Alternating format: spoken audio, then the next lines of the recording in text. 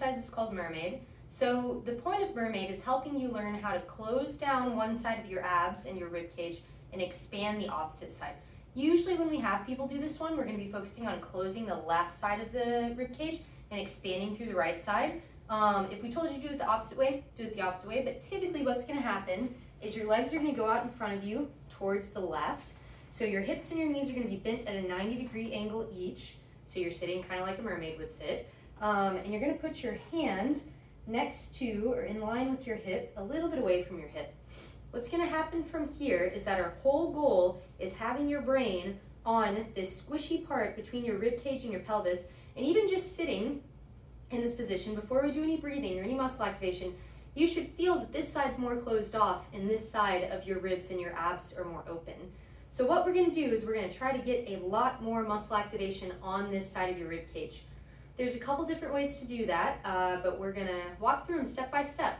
First thing I want you to do is I want you to keep your tail tucked. Imagine a scared dog, so I don't want you to be up like this. We want tail tucked, really sitting back into the back portion of this hip that's on the ground a little bit. What's going to happen from here is that you're going to take a breath in and a breath out.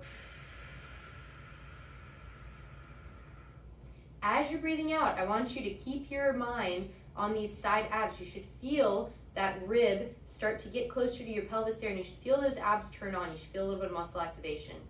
To increase that muscle activation, I want you to imagine that as you're breathing out, you're pushing through this hand just a little bit to guide your body along. I want you to think about your body sort of like a glass door and a sliding track, and that track is your hips, and you're sliding your torso over the tracks that are your hips. So you're pushing through your arm a little bit to tell your body which way to go, but then you're using your abs to pull you over the top of your hips.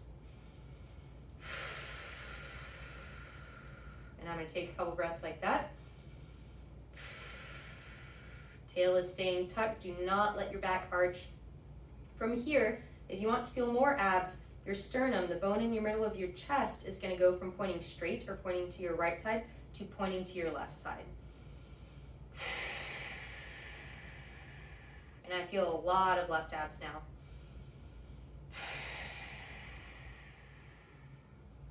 And I want you to keep your head in a nice neutral position. If you were paying attention on that last rep, you saw me start to come forward a little bit. That's a no-no. We want to keep your head and your neck in a nice neutral position. We're dissociating motion here. So breath in, breath out. And the last thing you can do to add in a little bit more abs and help you sink your rib cage back a little bit further is to reach forward with that arm. So I'm pulling myself over to that left side, I'm turning my sternum slightly, and I'm reaching this arm forward to help sink my ribs in the back a little bit more. You're aiming for 3 to 5 rounds of this exercise. That's Mermaid. Give it a go.